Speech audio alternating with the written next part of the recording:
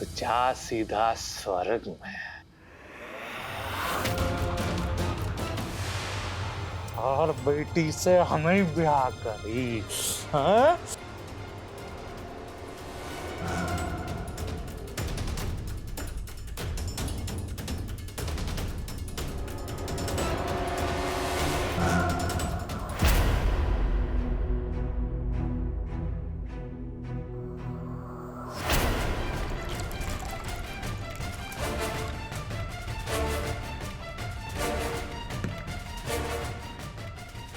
अरे भैया कहा करा तारा, अरे छोड़ा इनका के गरी मर मरा जाइए तो बवाल हो जाई। अरे भैया भैया छोड़ दो।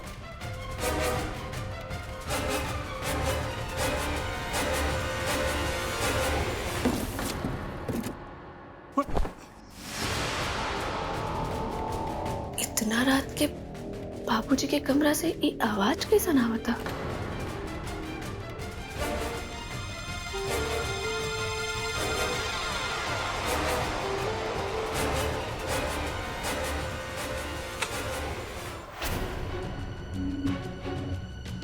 बाबूजी,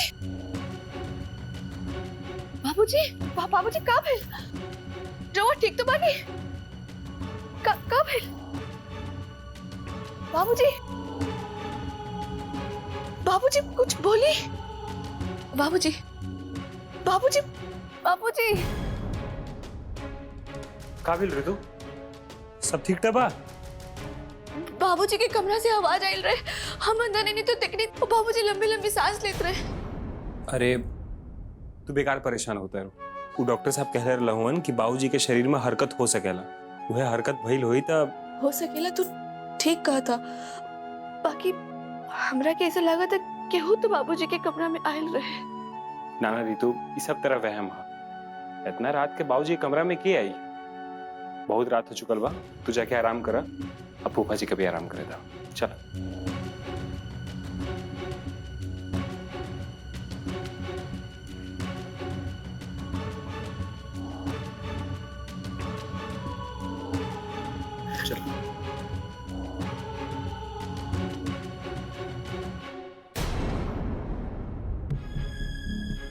खिड़की तो हम बंद करके गए रहनी, फिर ये खुल कैसे गए? अरे हो सकेला हमारे बाबूजी आई लोग हैं ना, तो सीमा मीनू आके खोल दे लोग, वो लोग भूल गए हुई। तो इतना चिंता मत करा, तू जाके सो जा।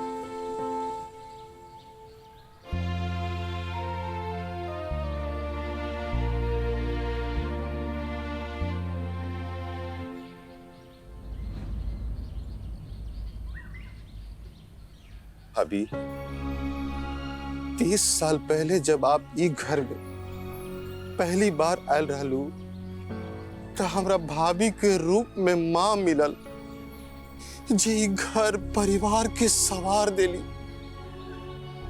जे अपना हाथ से देवर के आपन लड़का समझ के रोटी खिलल, जेकरा से हम अपन जिंदगी का हर छोट मोट बात बतौली।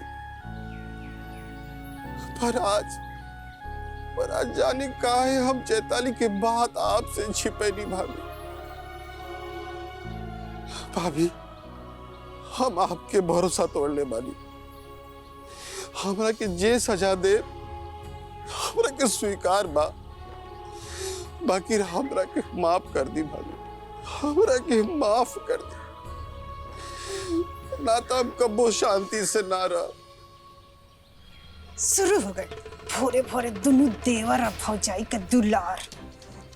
तंग आगल बनी दोनों की नौटंकी से हम। बस तू 4 दिन और ओकरा बाद अपना जूता के नोक के नीचे ना रखनी तो हमरो नाम रज्जो ना। नाते हमरा के कब्बो शांति ना मिली भाभी। हमरा के माफ कर दी। बबुआ जी, जब कोई केहू के विश्वास तोड़ेला न, तो बहुत दुख होला।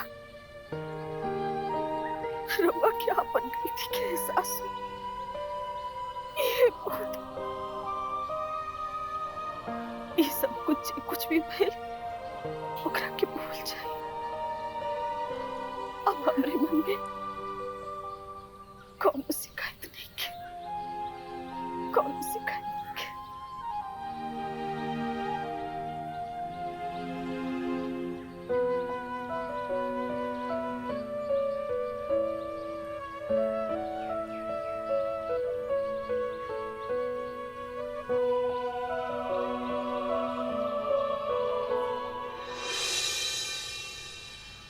जी नमस्ते, हम पवन बोलता नहीं। रउआ से 2 दिन पहले हमारा बात भई रहे। हाँ, कमरा खातिर। जी हमनी के 2 आदमी वानी जा। ठीक बा, तब रउरा हमरा के कमरा दिखा दी तो हम एडवांस देकर रउआ के बुक कर दें। जी ठीक बा, तनी अर्जेंसी बा, जल्दी करम। ठीक बा।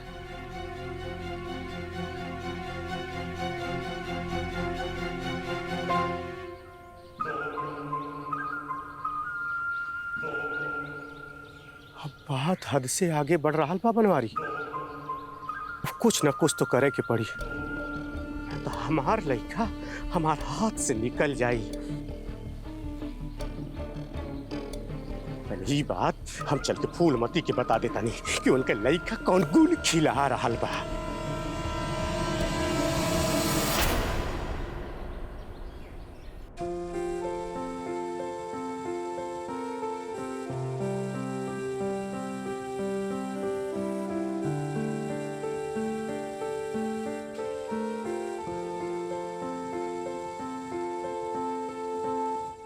हेलो।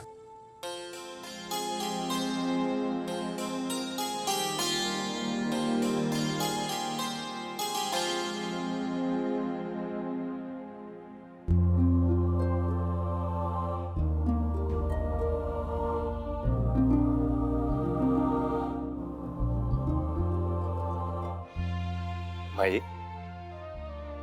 हम जानत नहीं कि यहाँ जौन कुछ भी हो रहा बना ऐसे तू खुश नहीं खुमाई, लेकिन का करी मैं, ये हमारे बात तो नहीं है ना, चैताली के जीवन के बात में भाई। अब का करी, ये मजबूरी बा हमार। चैताली के ससुराल वाला लोगन के सामने अगर इतरे हम उदास होके जाएं तो ओहनियों लोगन के ठीक ना लगी। तू तो जानते बड़ो माई कि तारा के हम दुख होत ना देख सकीले। बाकी माई तू देखिए ले, भोले बाबा सब कुछ ठीक कर दिया। हाँ?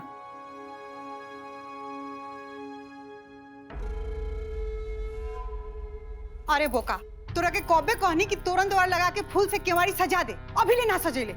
तोरा मिठाई वाला के यहाँ भी जाए के बा। जल्दी जल्दी लगाओ, रहुआ हाथ बटाई जल्दी जल्दी। दीदी जी, अरे वो अभी ले तैयार ना भइनी। फोन आए लो 10 मिनट में वो लोग पहुंचता। जाई जल्दी से तैयार हो जाई। माई तू जल्दी से जाके तैयार हो जाता। हाँ? सबसे पहले हमार दूल्हा बाबू तैयार हुई, और केहू तैयार होके चाहे ना होके। ए बेटा, जा तैयार हो जा।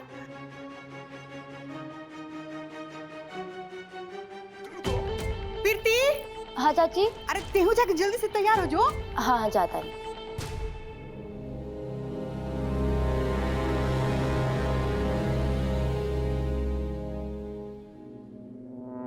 का महारानी, तारा के कार्ड दे के न्योता बैठाओ के पड़ी है?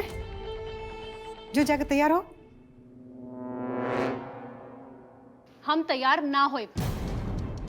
मिथिलेश भैया और उ कोमल के ब्याह में हमरा के तनिको दिलचस्पी नहीं खे। जेकरा के दिलचस्पी बा वो तैयार होके। देख चैताली, हम तोरा के अंतिम बार कहते, जल्दी से जाके तैयार हो जाओ, इससे पहले कि तोरा ससुराल वाला लोग ही जा जाए। ना तो चप्पल से मार के ना जामे उधेड़ दे। चल जल्दी।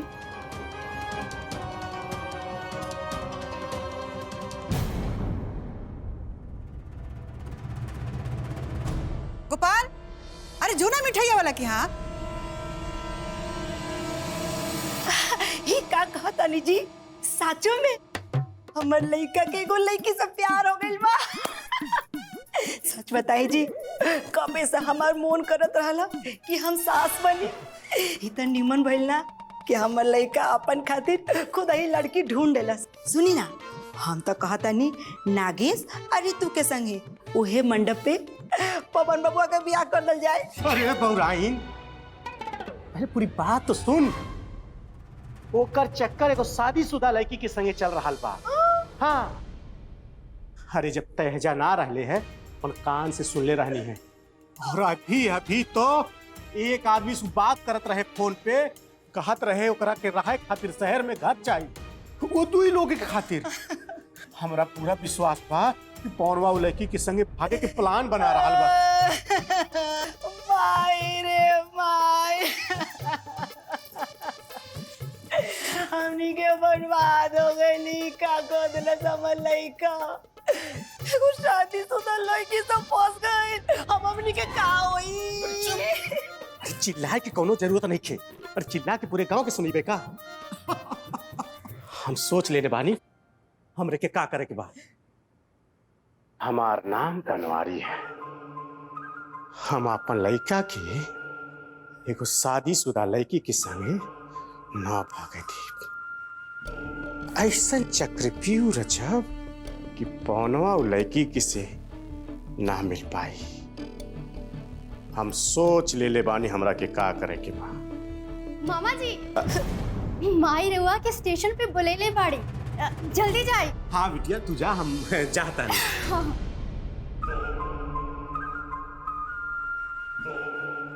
आपन बेटा के तो हम संभाल ले। हमार बहना रितुआ के ओकरा दिमाग में इतना बढ़िया बारूद फिट कैले बानी कि बस आवल भर देरी बा। अभी बारूद रितुआ के सामने फटी। पंडित जी, ठीक से कुछ छुटल उटल होके तो बता दे।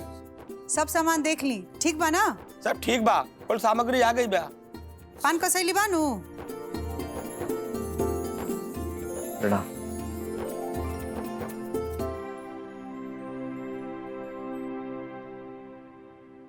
प्रणाम प्रणाम, स्वागत बारू वालों के। आई आई, बैठे जाओ।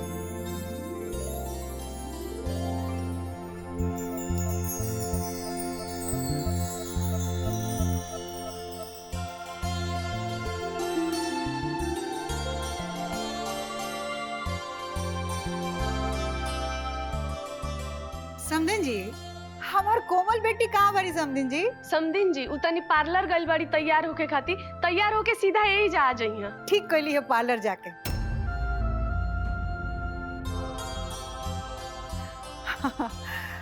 ए प्रीति, अरे शरबत पानी लेके आओ ना जल्दी से। हाँ। अरे हम 2 दिन खातिर बहरे का गई तो हाँ नौटंकी फिर से शुरू हो गई। तोहरा का लगा ई घर में अब तोहार मर्जी चली? अरे नागेश से बिया करे खातिर तोहरा के और कितना समय चाहिए? तोहरे बाबूजी के जिंदगी बचावे खातिर दिन रात एक कह देला, और तू हो कि तोहार नौटंकी खत्म होकी के नाम ही नहीं खेले। अरे अब तो छठ भी बीत गई, अब कौन नया बहाना सोचता हुआ? बोला। माई ऐसा बात नहीं खे, हम बस ये चाहत रहनी कि बस एक बार बाबूजी की तबीयत ठीक हो जाए, हम नागेश जी से ब्याह कर ले। जब डॉक्टर एक बार कर देला कि तोहरा बाबूजी के ठीक होने में समय लगी, तो तहरा के समझ में नहीं खियावत। अरे नागेश से बियाह करके तोहरा के उ लोगन के विश्वास दिया के चाहिए। उ लोग मौका बेमौका हमनी के साथ खड़ा बा, तो हमनी के भी ओ लोगन के एहसान माने के चाहिए। और हो सकेला तोहरा बियाह कहला के बाद तोहरा बाबूजी की और जल्दी ठीक हो जाए।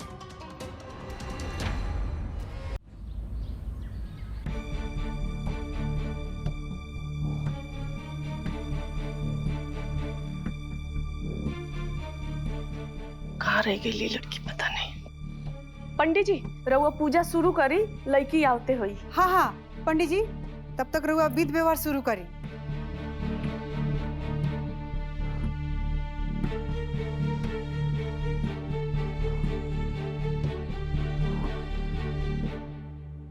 का जाने कोमलिया कहाँ रह गए। भगवान करे कि सब ठीक से निपट जाओ। हे दुर्गा माई, अब की कोनो तमाशा मत होके।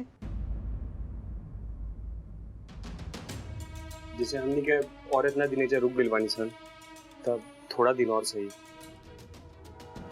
तू सही कहा तारी। तोरा से के राय मांगत रे? जब दो बड़ा आपस में बात कर रहल बारे त तय काहे अपन बकवास घुसा देले? तय काहे अपन वकालत झाड़ता रे? शांति से खड़ा रहो। देख पवन, जितना रुके के रहे ना, हम रुक गए। अब हम और ना रुक सकेंगे। हम मिथिला जी के फोन कह देले पानी, वो बस आवते हुई है। हम आ गई नहीं मालती जी।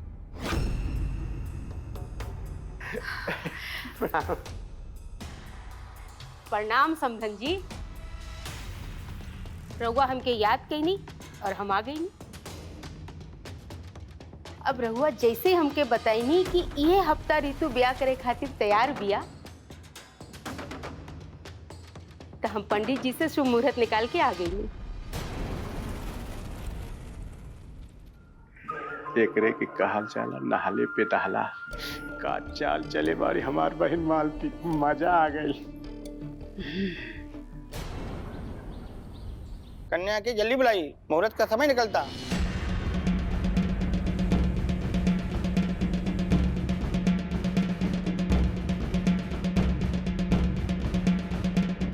कहाँ रह गई लड़की पता नहीं। पंडित जी रहुआ पूजा शुरू करी, लड़की आवते हुई।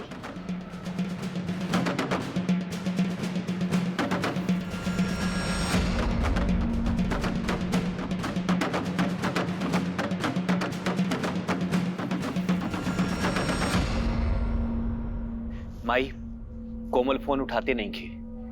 हम एक बार पार्लर जाके देखेंगे। अरे पार्लर जाए की जरूरत नहीं खे।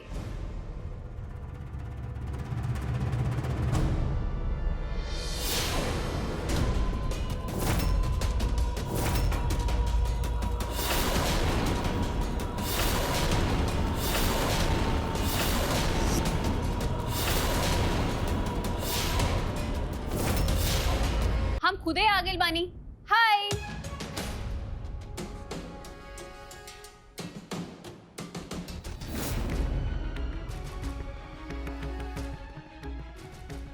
तहार संगे ई के बा? ई हमार बॉयफ्रेंड बाड़न।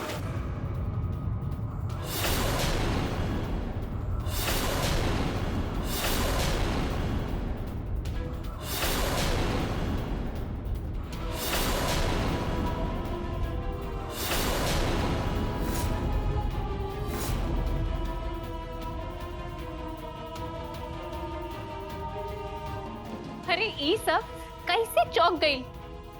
हमार बॉयफ्रेंड नहीं खन, बल्कि हमार खास दोस्त बा। पंडित जी के जैसे ही पता चलल, काले हल्दी के मुहूर्त निकाल दिले और शादी परसों। अब परसों ऋतु बिटिया हमार बहू बन जाए।